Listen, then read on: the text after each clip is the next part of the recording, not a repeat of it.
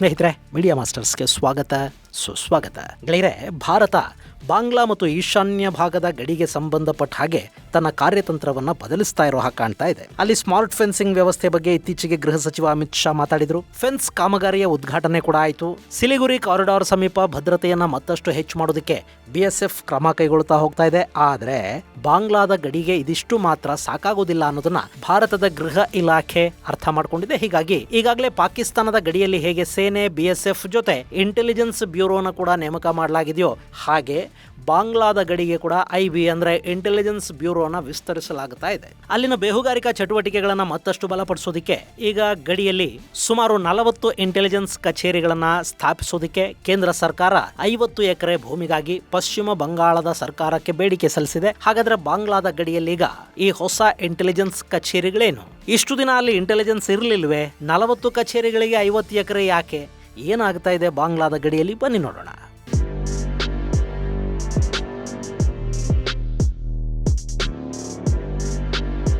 ಗೆಳೆಯರೆ, ಬಾಂಗ್ಲಾದೇಶದಲ್ಲೀಗ ಬರೀ ಅಕ್ರಮ ನುಸುಳುಕೋರರ ಸಮಸ್ಯೆ ಮಾತ್ರ ಇಲ್ಲ.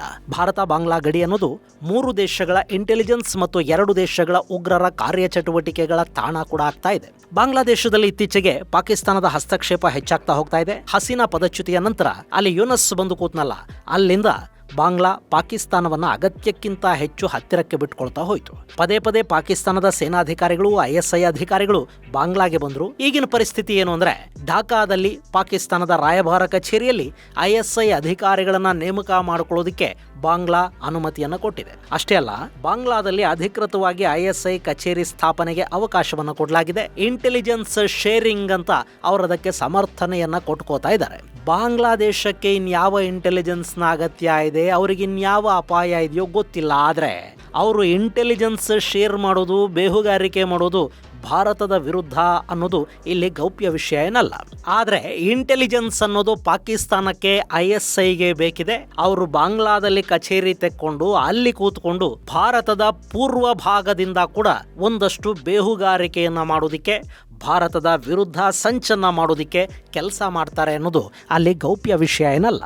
ಇನ್ನು ಬಾಂಗ್ಲಾ ಕೂಡ ಈ ಹಿಂದಿನಂತೆ ಬಾಂಗ್ಲಾ ಫಸ್ಟ್ ಇಸ್ಲಾಂ ನೆಕ್ಸ್ಟ್ ಅನ್ನೋ ಸ್ಥಿತಿಯಲ್ಲಿಲ್ಲ. ಅವರಿಗೀಗ ಮೊದಲು ಇಸ್ಲಾಮು, ಆನಂತರ ದೇಶ ಮತ್ತು ಭಾಷೆ.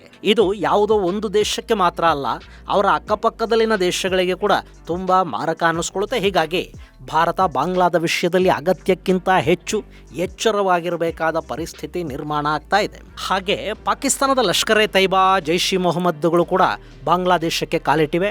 ಅಲ್ಲಿ ಹೊಸ ಉಗ್ರರಿಗೆ ತರಬೇತಿ ಕೊಡೋ ಕೆಲಸವನ್ನ ಪಾಕ್ ಮೂಲದ ಭಯೋತ್ಪಾದಕ ಸಂಘಟನೆಗಳು ಮಾಡ್ತಾ ಹೋಗ್ತಾ ಇವೆ. ಇನ್ನು ದುಬೈ ಹಾಗೂ ಇನ್ನಿತರ ತೈಲ ದೇಶಗಳಲ್ಲಿ ಕೂತಿರೋ ಕಟ್ಟರ್ವಾದಿಗಳು ಈ ಚಟುವಟಿಕೆಗಳಿಗೆ ಹಣ ಕೊಡ್ತಾ ಹೋಗ್ತಾ ಇದ್ದಾರೆ.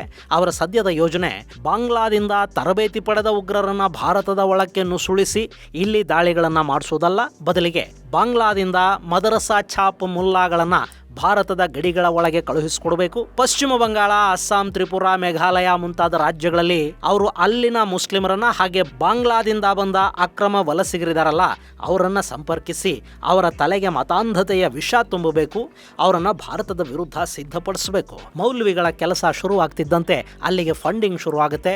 ಅಲ್ಲಿ ಸ್ಥಳೀಯ ಮಾಡ್ಯೂಲ್ಗಳು ಹುಟ್ಟುಕೊಳ್ಳುತ್ತವೆ. ಮುಂದಿನ ಕೆಲಸವನ್ನ ಅಂದ್ರೆ ಶಾಂತಿ ಕದಡೋದು, ಉಗ್ರವಾದ, ಸ್ಫೋಟಗಳು, ಕೋಮುಗಲಭೆಗಳು ಇವೆಲ್ಲವನ್ನ ಆ ಸ್ಥಳೀಯ ಮಾಡ್ಯೂಲ್ಗಳ ಮೂಲಕ ಮಾಡಿಸ್ತಾ ಹೋಗ್ತಾರೆ. ಇಲ್ಲಿ ಏನಾಗುತ್ತೆ ಅಂದ್ರೆ, ಗಡಿ ಭದ್ರತಾ ಪಡೆಗಳು, ಗಡಿ ಬೇಲಿಗಳು ಅಕ್ರಮ ವಲಸೆಗಳನ್ನ ನಿಯಂತ್ರಿಸಬಹುದು, ಆದ್ರೆ ಸಂಪೂರ್ಣವಾಗಿ ತಡೆಯೋದಕ್ಕೆ ಸಾಧ್ಯ ಆಗುದಿಲ್ಲ. ಯಾಕೆಂದ್ರೆ ಭಾರತ ಮತ್ತು ಬಾಂಗ್ಲಾ ನಡುವಿನ 4000 ಕಿಲೋಮೀಟರ್ಗೂ ಹೆಚ್ಚಿನ ಗಡಿ ಏನಿದೆ, ಆ ಇಡೀ ಗಡಿಯುದ್ದಕ್ಕೂ ಬೇಲಿ ಹಾಕೋದಿಕ್ಕೆ ಸಾಧ್ಯ ಆಗೋದಿಲ್ಲ.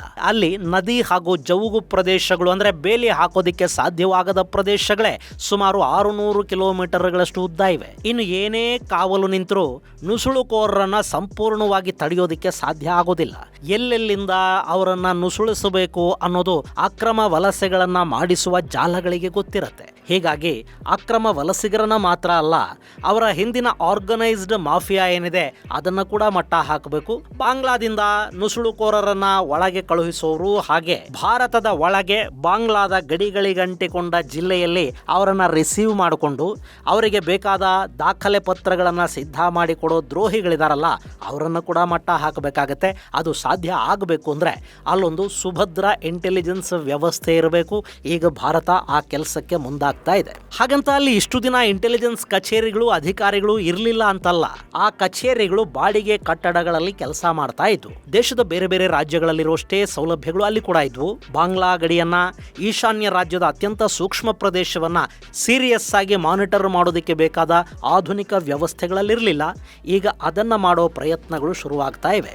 ಬಾಡಿಗೆ ಕಟ್ಟಡಗಳಲ್ಲಿ ಇಂಟ್ ಕಚೇರಿಗಳಿದ್ರೆ ಗೌಪ್ಯತೆಯನ್ನು ಕಾಪಾಡಿಕೊಳ್ಳೋದಕ್ಕೆ ಸಾಧ್ಯ ಆಗೋದಿಲ್ಲ. ಹಾಗೆ ಆಧುನಿಕ ತಂತ್ರಜ್ಞಾನಗಳನ್ನು ಬಳಸಿ ಗಡಿ ಹಾಗೂ ಅಲ್ಲಿನ ಚಟುವಟಿಕೆಗಳನ್ನು ಗಮನಿಸುವ ವ್ಯವಸ್ಥೆಗಳನ್ನು ಮಾಡಿಕೊಳ್ಳೋದು ಕಷ್ಟ ಆಗುತ್ತೆ. ಹೀಗಾಗಿ ಇಂಟೆಲಿಜೆನ್ಸ್ ಕಚೇರಿಗಳಿಗೆ ಸ್ವಂತ ಕಟ್ಟಡ ಬೇಕು ಅಂತ ನಿರ್ಧರಿಸಲಾಗಿದೆ. ಇಲ್ಲಿ ಸೆಂಟ್ರಲ್ ಇಂಟೆಲಿಜೆನ್ಸ್ನ ಕೇಂದ್ರ ಕಚೇರಿ ದೆಹಲಿಯಲ್ಲೇ ಇರುತ್ತೆ. ಎಲ್ಲ ರಾಜ್ಯಗಳಲ್ಲೂ ಸಬ್ಸಿಡರಿ ಕಚೇರಿಗಳು ಅಂದ್ರೆ ರಾಜ್ಯ ಕಚೇರಿಗಳಿರುತ್ತವೆ. ಅವುಗಳ ಅಡಿಯಲ್ಲಿ ಜಿಲ್ಲಾ ಮಟ್ಟದಲ್ಲಿ ಅಧಿಕಾರಿಗಳಿರ್ತಾರೆ.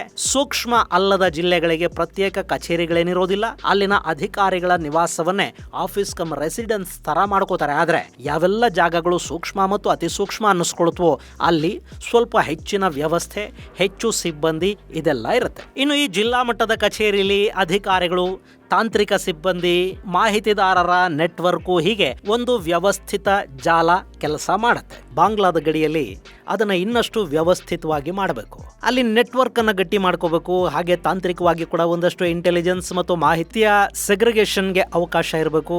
ಇದೆಲ್ಲವನ್ನ ಗಮನದಲ್ಲಿಟ್ಕೊಂಡು ಗಡಿ ಜಿಲ್ಲೆಗಳಲ್ಲಿ 40 IB ಕಚೇರಿಗಳನ್ನು ತೆರೆಯುವ ಯೋಜನೆಯನ್ನ ಹಾಕಿಕೊಳ್ಳಲಾಗಿದೆ. ಇನ್ನು ಇದಕ್ಕಾಗಿ 50 ಎಕರೆ ಭೂಮಿ ಪಶ್ಚಿಮ ಬಂಗಾಳದ ಸರ್ಕಾರ ಕೇಂದ್ರಕ್ಕೆ ಒದಗಿಸಿಕೊಡುತ್ತೆ. ನಾನಾ ಜಿಲ್ಲೆಗಳಲ್ಲಿ ಪ್ರತಿ ಕಚೇರಿಗೆ 1/4 ಎಕರೆ ಭೂಮಿಯನ್ನ ಬಳಸಿಕೊಳ್ಳಲಾಗುತ್ತಂತೆ. ಅದರಲ್ಲಿ ಕಚೇರಿಯ ಜೊತೆ ಸಿಬ್ಬಂದಿಗೆ ವಸತಿ ವ್ಯವಸ್ಥೆ, ತರಬೇತಿಗೆ ಬೇಕಾದ ವ್ಯವಸ್ಥೆಗಳು, ತಂತ್ರಜ್ಞಾನ ಆಧಾರಿತ ಸರ್ವೆಲೆನ್ಸ್, ಡೇಟಾ ಮೇಂಟೆನೆನ್ಸ್ ಹಾಗೂ ಇನ್ನಿತರ ಕೆಲಸಗಳನ್ನು ಕೂಡ ಅಲ್ಲಿ ಮಾಡೋದಕ್ಕೆ ಬೇಕಾದ ವ್ಯವಸ್ಥೆಗಳನ್ನು ಕಲ್ಪಿಸಿಕೊಡಲಾಗುತ್ತೆ. ಒಟ್ಟಾರೆ ಬಾಂಗ್ಲಾದ ಗಡಿಗಳನ್ನು ಬೇಲಿಗಳಿಂದ ಮಾತ್ರ ಅಲ್ಲ, ಬೇಹುಗಾರರ ಕೆಲಸದ ಮೂಲಕ ಕೂಡ ಗಟ್ಟಿ ಮಾಡುವ ಪ್ರಯತ್ನಗಳು ನಡೀತಾ ಇವೆ.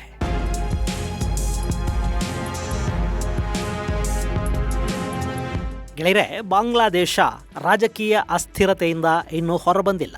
ಅಲ್ಲಿ ಬಡತನ ಎಷ್ಟಿದೆಯೋ ಅದಕ್ಕಿಂತ ಹೆಚ್ಚಿನ ಪ್ರಮಾಣದಲ್ಲಿ ಮತಾಂಧತೆ ಮನೆ ಮಾಡಿದೆ. ಬಡತನ ಹಾಗೂ ನಿರುದ್ಯೋಗದ ಕಾರಣಕ್ಕೆ ಬದುಕು ಹುಡುಕೊಂಡು ಭಾರತದ ಗಡಿ ದಾಟಿ ಅಕ್ರಮವಾಗಿ ಅಲ್ಲಿನ ಜನ ಭಾರತದೊಳಕ್ಕೆ ಬರ್ತಾರೆ. ಹಾಗೂ ಬಂದವರಿಲ್ಲಿ ದುಡ್ಕೊಂಡು ಬದುಕು ಕಟ್ಕೊಳ್ಳೋ ಕೆಲಸ ಮಾತ್ರ ಮಾಡ್ತಾರ? ಖಂಡಿತ ಇಲ್ಲ. ಅದಕ್ಕೆ ಮತಾಂಧತೆ ಅವಕಾಶವನ್ನು ಕೊಡೋದಿಲ್ಲ. ಹಾಗೆ ಬಂದವರಲ್ಲಿ ಅಪರಾಧ ಕೃತ್ಯಗಳಲ್ಲಿ ಭಾಗಿಯಾಗ್ತಾರೆ. ISI ಹಾಗೂ ಇನ್ನಿತರ ಪಾಕ್ ಮೂಲದ ಉಗ್ರ ಸಂಘಟನೆಗಳ ಕೈಯಲ್ಲಿನ ದಾಳಗಳಾಗಿ ಇವರು ಬದಲಾಗ್ತಾ ಹೋಗ್ತಾರೆ. ಕಾಶ್ಮೀರದಲ್ಲಿ ಈ ಹಿಂದೆ ಸೇನಾ ನೆಲೆಗಳ ಮೇಲೆ ಪಾಕ್ ಮೂಲದ ಉಗ್ರರ ದಾಳಿಗಳಾಗ್ತಾ ಇದ್ವಲ್ಲ, ಅವುಗಳ ಹಿಂದೆ ರೋಹಿಂಗ್ಯಾಗಳ ನೆರಳು ಕೂಡ ಇರ್ತಾ ಇತ್ತು. ಪಾಕಿಸ್ತಾನದಿಂದ ಬಂದ ಉಗ್ರರಿಗೆ ಆಶ್ರಯ ಕೊಡುವ ಕೆಲಸವನ್ನ ರೋಹಿಂಗ್ಯಾ ಮುಸ್ಲಿಮರು ಮಾಡ್ತಾ ಇದ್ರು ಅನ್ನೋದು ಕೂಡ ತನಿಖೆಗಳಲ್ಲಿ ಗೊತ್ತಾಗಿದೆ. ಹೀಗಾಗಿ ಬಾಂಗ್ಲಾ ಗಡಿಯನ್ನ ತುಂಬಾ ಎಚ್ಚರಿಕೆಯಿಂದ ಗಮನಿಸಬೇಕಾಗಿ ಬರುತ್ತೆ. ಹಾಗೆ ಯುನಸ್ ಕಾಲದಲ್ಲಿ ಬಾಂಗ್ಲಾ ಹಾಗೂ ಚೈನಾ ನಡುವಿನ ಸಂಬಂಧಗಳು ಕೂಡ ವ್ಯಾಪಾರ, ಸಾಲ, ಹೂಡಿಕೆಗಳಂಥ ಸಾಮಾನ್ಯ ಸಂಬಂಧಗಳ ಮಟ್ಟವನ್ನು ಮೀರಿ ಭಾರತದ ವಿರುದ್ಧ ಸಂಚು ಮಾಡೋಷ್ಟರ ಮಟ್ಟಕ್ಕೆ ಬೆಳೆದು ನಿಂತಿವೆ. ಈ ಈಶಾನ್ಯದ ಗಡಿ, ಸಿಲಿಗುರಿ ಕಾರಿಡಾರ್ ಇವೆಲ್ಲ ಭಾರತದ ಪಾಲಿಗೆ ಹೇಗೆ ಮತ್ತು ಯಾಕೆ ತಲೆನೋವಾಗ್ತಾ ಇವೆ ಅನ್ನೋದನ್ನ ನಾನು ಈ ಹಿಂದಿನ ವಿಡಿಯೋದಲ್ಲಿ ನಿಮಗೆ ಹೇಳಿದ್ದೆ. ಸಿಲಿಗುರಿ ಕಾರಿಡಾರ್ನಿಂದ ಕೆಲವು ಕಿಲೋಮೀಟರ್ ದೂರದಲ್ಲಿ ಚೈನಾ, ಭೂತಾನ್ ಹಾಗೂ ಭಾರತಗಳು ಗಡಿ ಹಂಚಿಕೊಳ್ಳುವ ಟ್ರಯಾಂಗಲ್ ಒಂದು ಬರುತ್ತೆ. ಅದನ್ನ ಡೋಕ್ಲಾಮ್ ವ್ಯಾಲಿ ಅಂತ ಕರೀತಾರೆ. ಅಲ್ಲಿ ಚೈನಾ ಈಗಾಗಲೇ ತನ್ನ ನೆಲೆಗಳನ್ನ ಸ್ಥಾಪನೆ ಮಾಡ್ಕೊಂಡು ಕೂತಿದೆ. ಈ ಹಿಂದೆ ಇದೇ ಡೋಕ್ಲಾಮ್ ಅಲ್ಲೇ ಭಾರತ ಹಾಗೂ ಚೈನಾ ನಡುವೆ ಒಂದು ಸುದೀರ್ಘ ಸಂಘರ್ಷ ಕೂಡ ಆಗಿತ್ತು. ಹಾಗೆ ನಮ್ಮ ಪಶ್ಚಿಮ ಬಂಗಾಳದ ಕೂಚ್ ಬಿಹಾರ್ ಜಿಲ್ಲೆಯ ಗಡಿ ಏನಿದೆ, ಅಲ್ಲಿಂದ ಬರೀ 20 ಕಿಲೋಮೀಟರ್ ದೂರದಲ್ಲಿ ಬಾಂಗ್ಲಾದ ಒಂದು ಏರ್ ಬೇಸ್ ಇದೆ. ಅದನ್ನ Lal Munir hot air base ಅಂತ ಕರೀತಾರೆ. ಬ್ರಿಟಿಷರ ಕಾಲದಲ್ಲಿ ನಿರ್ಮಾಣವಾಗಿದ್ದ ಏರ್ ಬೇಸ್ ಇದು. ತುಂಬಾ ದೊಡ್ಡದೇನಲ್ಲ, ಆದ್ರೆ ಭಾರತದ ಗಡಿಗೆ ಹತ್ತಿರದಲ್ಲಿದೆ. ಸದ್ಯಕ್ಕದು ಬಳಕೆಯಲ್ಲಿಲ್ಲ.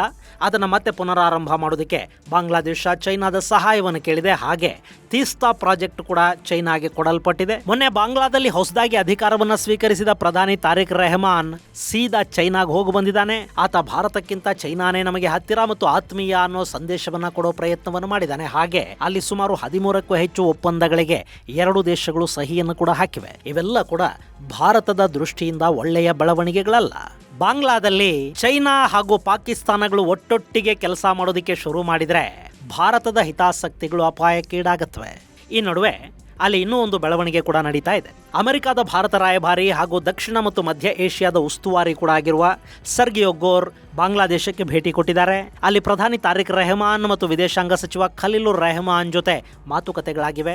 ಅದಕ್ಕೂ ಮೊದಲು ಭಾರತದ ಬಾಂಗ್ಲಾ ಹೈಕಮಿಷನರ್ ದಿನೇಶ್ ತ್ರಿವೇದಿ ಹಾಗೂ ಗೋರ್ ನಡುವೆ ಕೂಡ ಒಂದಷ್ಟು ಮಾತುಕತೆಗಳಾಗಿವೆ. ಹಾಗೆ ಗೋರ್, ತ್ರಿವೇದಿ ಮತ್ತು ಖಲೀಲುರ್ ರೆಹಮಾನ್ ನಡುವೆ ತ್ರಿಪಕ್ಷೀಯ ಮಾತುಕತೆಗಳು ನಡೆದಿವೆ. ಇಲ್ಲಿ ಬಂಗಾಳ ಕೊಲ್ಲಿಲಿ ಅಮೆರಿಕ ಕೂಡ ಒಂದಷ್ಟು ಜಾಗ ಮಾಡ್ಕೋಬೇಕು ಅಂತ ಬಯಸ್ತಾ ಇದೆ. ಅವರಿಗೆ ಮ್ಯಾನ್ಮಾರ್ ಬೇಕು, ಅಲ್ಲಿನ ಅಪರೂಪದ ಖನಿಜ ಸಂಪತ್ತು ಬೇಕು, ಮ್ಯಾನ್ಮಾರ್ ಮೇಲಿನ ಚೈನಾ, ರಷ್ಯಾಗಳ ಹಿಡಿತವನ್ನು ತಪ್ಪಿಸಬೇಕು. ಹೀಗಾಗಿ ಅಮೆರಿಕ ಅಲ್ಲಿ ರೋಹಿಂಗ್ಯಾಗಳ ಸಮಸ್ಯೆ ಮತ್ತು ಅವರಿಗೆ ಸಹಾಯ ಮಾಡೋ ಹೆಸರಲ್ಲಿ ಕೆಲಸ ಶುರು ಮಾಡಿದೆ. ರಖೈನ್ ಸ್ಟೇಟ್ ಪ್ರತ್ಯೇಕತೆಗೆ ಹೋರಾಟ ಮಾಡ್ತಾ ಇರೋ ಅರಾಕನ್ ಆರ್ಮಿಗೆ ಕೂಡ ಅಮೆರಿಕ ಹಿಂಬಾಗಿಲ ಸಹಾಯವನ್ನು ಮಾಡ್ತಾ ಇದೆ. ಈ ಹಿಂದೆ ರಖೈನ್ ಸ್ಟೇಟ್ ಮೂಲಕ ಮ್ಯಾನ್ಮಾರ್ ಮಿಲಿಟರಿ ವಿರುದ್ಧ ಹೋರಾಟ ಮಾಡ್ತಾ ಇರೋ ಪ್ರತ್ಯೇಕತಾವಾದಿಗಳಿಗೆ ಹಣ, ಆಯುಧ ಕೊಡೋ ಸ್ಕೀಮ್ ಒಂದನ್ನು ಅಲ್ಲಿ ಅಮೆರಿಕ ಹಾಕ್ಕೊಂಡಿತ್ತು. ಬಾಂಗ್ಲಾದೇಶದ ಮೂಲಕ ಮ್ಯಾನ್ಮಾರ್ಗೊಂದು ಕಾರಿಡಾರ್ ಮಾಡಿಕೊಳ್ಳೋ ಪ್ರಯತ್ನ ನಡೀತು. ಅದಕ್ಕೆ ಇವತ್ತಿನ ವಿದೇಶಾಂಗ ಸಚಿವ ಖಲೀಲುರ್ ರೆಹಮಾನ್ನನ್ನೇ ಬಳಸ್ಕೊಳ್ಳೋದಕ್ಕೆ ಅಮೆರಿಕ ಮುಂದಾಗಿತ್ತು. ಆದರೆ ಬಾಂಗ್ಲಾದೇಶದ ಸೇನಾ ಮುಖ್ಯಸ್ಥ ಜನರಲ್ ವಕಾರ್ ಉಜ್ ಜಮಾನ್ ಅದಕ್ಕೆ ಅವಕಾಶವನ್ನು ಕೊಡಲಿಲ್ಲ. ಆತನ ತೀವ್ರ ವಿರೋಧದ ಕಾರಣಕ್ಕೆ ಆ ಯೋಜನೆ ನಿಂತೋಯ್ತು. ಆದರೂ ಬಂಗಾಳ ಕೊಲ್ಲಿ ಮೇಲೆ ಮತ್ತು ಮ್ಯಾನ್ಮಾರ್ ಮೇಲೆ ಹಿಡಿತವನ್ನು ಸಾಧಿಸೋದಕ್ಕೆ ಬಾಂಗ್ಲಾದೇಶವನ್ನು ತನ್ನ ಕೈಲಿಟ್ಕೋಬೇಕು ಅನ್ನೋ ಅಮೆರಿಕದ ಪ್ರಯತ್ನ ಇವತ್ತಿಗೂ ಮುಂದುವರಿತಾ ಇದೆ. ಇನ್ನು ಬಾಂಗ್ಲಾ ಕೂಡ ಚೈನಾ, ರಷ್ಯಾ ಹಾಗೂ ಅಮೆರಿಕ ಈ ಮೂರರ ನಡುವೆ ಆಟ ಕಟ್ತಾ ಹೋಗ್ತಾ ಇದೆ. ಇಂಥ ಸಂದರ್ಭದಲ್ಲಿ ಭಾರತಕ್ಕೆ ನಮ್ಮ ಗಡಿಗಳು, ನಮ್ಮ ಭದ್ರತೆ ಮುಖ್ಯ. ಸೊ ಕೇಂದ್ರ ಗೃಹ ಇಲಾಖೆ ಈಗಲ್ಲಿ IB ಕಚೇರಿಗಳನ್ನು ಸ್ಥಾಪಿಸೋದಕ್ಕೆ ಹೋಗ್ತಾ ಇದೆ. ಇವು ಪಶ್ಚಿಮ ಬಂಗಾಳ ಮತ್ತು ಬಾಂಗ್ಲಾದ ಗಡಿಯಲ್ಲೇ ಇದ್ರೂ ಕೂಡ ಇಡೀ ಬಾಂಗ್ಲಾದೇಶದ ಗಡಿ ಅಂದರೆ ಪಶ್ಚಿಮ ಬಂಗಾಳ, ಅಸ್ಸಾಂ, ಮೇಘಾಲಯ, ತ್ರಿಪುರಾ, ಮಿಜೋರಾಂ ಮುಂತಾದ ರಾಜ್ಯಗಳಿಗೆ ಕೂಡ ದೊಡ್ಡ ಮಟ್ಟದಲ್ಲಿ ಸಹಾಯ ಮಾಡುತ್ತವೆ. ಅಗತ್ಯ ಬಿದ್ದರೆ ಬಾಂಗ್ಲಾದೇಶದ ಒಳಗೆ ಕೌಂಟರ್ ಆಪರೇಷನ್ಗಳನ್ನು ಆಯೋಜಿಸುವ ಅವಕಾಶಗಳು ಕೂಡ ಇಲ್ಲಿ ಇರುತ್ತವೆ. ಒಟ್ಟಾರೆ ಭಾರತ ತನ್ನ ಪೂರ್ವ ಗಡಿಗಳನ್ನು ಮತ್ತಷ್ಟು ಗಟ್ಟಿ ಮಾಡಿಕೊಳ್ಳೋ ಪ್ರಯತ್ನಕ್ಕೆ ಕೈ ಹಾಕಿದೆ. ಇದು ಗೆಳೆಯರೆ ಬಾಂಗ್ಲಾದೇಶದ ಗಡಿಯಲ್ಲಿ ತಲೆ ಎತ್ತಲಿರುವ ಭಾರತದ 40 ಇಂಟೆಲಿಜೆನ್ಸ್ ಕಚೇರಿಗಳ ಕುರಿತಾದ ಮಾಹಿತಿ. ಮುಂದಿನ ಸಂಚಿಕೆಯಲ್ಲಿ ಮತ್ತಷ್ಟು ವಿಶೇಷಗಳ ಜೊತೆ ಮತ್ತೆ ಭೇಟಿಯಾಗೋಣ. ಅಲ್ಲಿವರೆಗೆ ಜೈ ಹಿಂದ್, ಜೈ ಕರ್ನಾಟಕ.